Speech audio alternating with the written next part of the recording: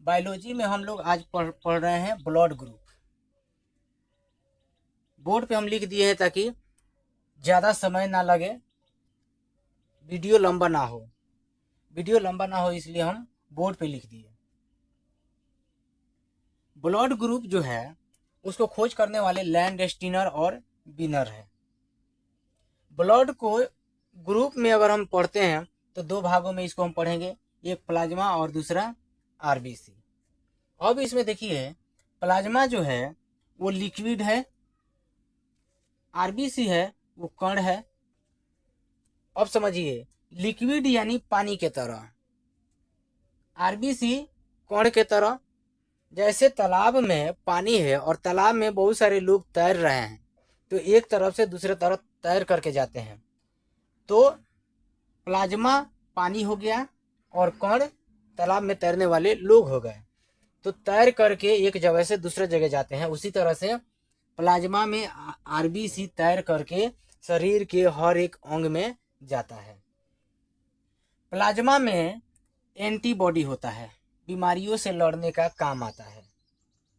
Antibody का काम है, ये एंटीबॉडी है, देख रहे हैं, ये एंटीबॉडी है, प्लाज्मा में ये होता है। ये आरबीसी है, ये आरबीसी है, ये आरबीसी है और ये आरबीसी है, ये आरबीसी है, ये भी आरबीसी है। लेकिन ये प्रोटीन है हमारा, जो हमारे शरीर में बीमारियों से लड़ने का काम करता है, ये एंटीबॉडी है। ग्रुप अलग अलग होता है। यहाँ पे देखिए, group A, group B, group A B, group O, ये अलग अलग ब्लड है, ये अलग अलग आरबीसी है। सबका बनावट अलग अलग है। हम ग्रुप ए का देखिए बनावट कैसा है, ग्रुप बी का बनावट कैसा है, ग्रुप ए बी का बनावट कैसा है और ग्रुप ओ का बनावट कैसा है, यहाँ पे देख लीजिए। और एंटीबॉडी देख लीजिए, ए का कैसा है, बी का कैसा है, ए बी में कोई नहीं है, ओ में कोई ओ में डबल एंटीबॉडी है। यह देखिए, आरबीसी जो है वो हमेशा तैरता रहता है, ठीक है। आरबीसी को तैरने का काम प्लाज्मा कराता है।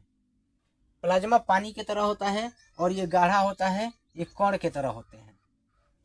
आरबीसी में एंटीजन यानी ए बी अलग अलग शेप होता है, अलग अलग आकार होता है।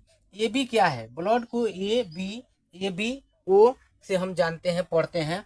इसका ए और बी क्यों होता है, इसका जो बनावट होता है, ग्रुप ए का जो बनावट होता है, यहाँ देखिए इसके ऊपर ए के तरह है, इसलिए इसको हम ग्रुप ए बोलते हैं।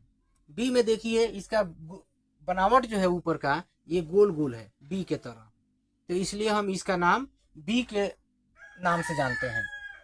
यहाँ देखिए, ए और बी के तरह दोनों शेप है, दोनों आकार है, इसलिए ए बी हम इसको पढ़ते हैं।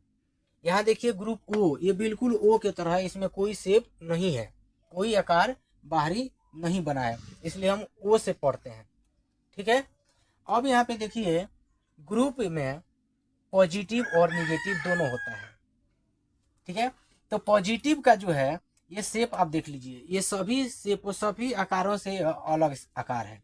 तो इस तरह का आकार जो मिलेगा उसको हम बोलेंगे पॉजिटिव। और जिसमें इस तरह का आकार नहीं होगा, इसमें भी आकार होगा, इसमें भी वो जो शेप है, आकार है, बनावट है, वो बनावट पॉजिटिव का बनावट इसमें भी होगा, और जिसमें नहीं होगा वो निगेटिव, और जिसमें होगा ये बनावट उसको हम पॉजिटिव। इसमें भी होगा, जिसमें ये होगा उसको हम बोलेंगे पॉजिटिव, इसमें भी होगा तो उसको हम बोलेंगे पॉजिटिव, और जो नहीं है तो इस तरह से होगा तो इसको हम बोलेंगे ये निगेटिव है। समझ में आ गया। तो यहाँ पे हम सिर्फ वो ग्रुप का हम बनाए हैं, वो ग्रुप का ये पॉजिटिव है और वो ग्रुप का ये निगेटिव है। यहाँ देखिए, इन दोनों में एंटीबॉडी दो होता है, एंटीबॉडी ए, एंटीबॉडी बी। याद रखिएगा, एंटीबॉडी को हम छोटा यानी स्मॉल ए से स्मॉल बी से पढ़ते हैं, और ये दोनों क्या है, एंटीबॉडी है और ये प्रोटीन है। समझ में आ गया। आरएच फैक्टर, ये आरएच है, आरएच फैक्टर। आरएच फैक्टर इसको क्यों बोलते हैं, आरएच फैक्टर इसलिए बोलते हैं क्योंकि आरएच यानी रेसस, रेसस एक लाल बंदर का नाम है, और ये सबसे पहले पॉजिटिव और निगेटिव का खोज हुआ था वो लाल बंदर में ही हुआ था, इसीलिए उसका नाम आरएच फैक्टर से हम पढ़ते हैं, रेसस के नाम से। इसमें एक बीमारी होती है, मान लीजिए पॉजिटिव, ये पॉजिटिव है और निगेटिव है। अगर किसी मेल की ब्लड पॉजिटिव है, किसी फीमेल की ब्लड निगेटिव है और दोनों की शादी हो गई, शादी होने के बाद उनके द्वारा जो बच्चे उत्पन्न होंगे, ठीक है, वो एक ही पैदा हो पाएगा, दूसरा जो है नहीं हो पाएगा। क्यों नहीं हो पाएगा? क्योंकि उनमें एक जो बच्चा गर्भ धारण में होगा, गर्भ में होगा, वो एक झिल्ली के अंदर रहता है, इम्यूटिक सैफ। वो इम्यूटिक जो झिल्ली है, वो झिल्ली 2 महीना 3 महीना के बाद वो फट जाता है। अगर 2-3 महीना के बाद नहीं भी फटा, यानी 9 महीना रुक भी गया, तो 9 महीना से पहले उसको ऑपरेशन करके निकाला जा सकता है।